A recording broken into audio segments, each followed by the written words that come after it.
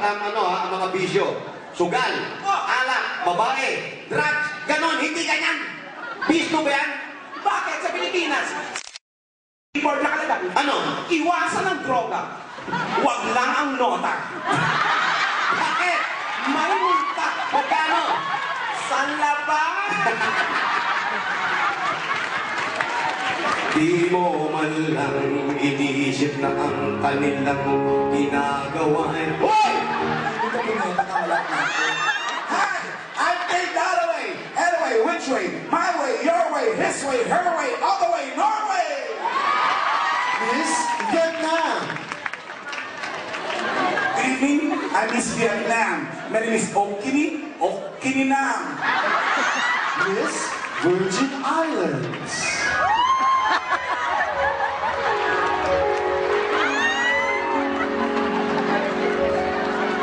Hello.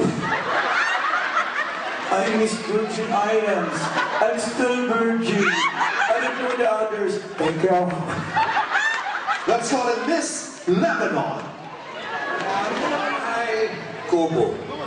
In English, Nipahan. Alala niyo? Okay. Kahit munti, bilibig. Ano ba ito? Nakuha pa ito?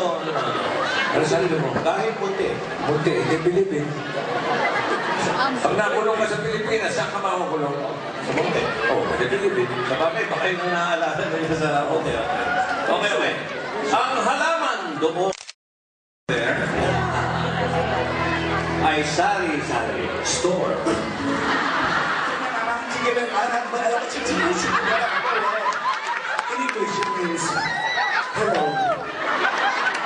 Last but not least, Miss Japan. Dagat-dagat, kaway na sa mga kamag-anak ninyo sa Pinas. Para makita kayo sa Itbulaga. Taasin mga inbox, mga happy birthday. Mga chup-chup. Lagi kayo mag-iingat. Alagaan nyo ang inyong mga sarili. At ipakita sa buong mundo na tayo'y mga Pinoy Henyo.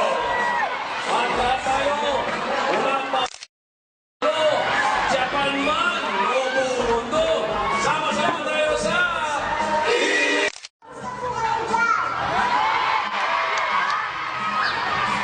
Sana kayong makasama dyan. Kaya lang po, wala yung pizza.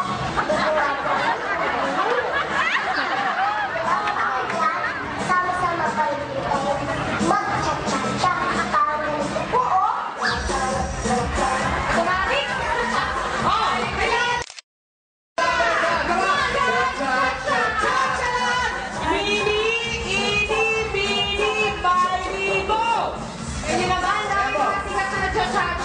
Kailangan na nga. Tingnan natin sino pinakamagaling mag-cha-cha! Tingnan natin ang sa kanan! One! Patingin ang cha-cha. Patingin lang sa pila! Ready na? Kamay? Nasa kamay. Wala. Ngayon.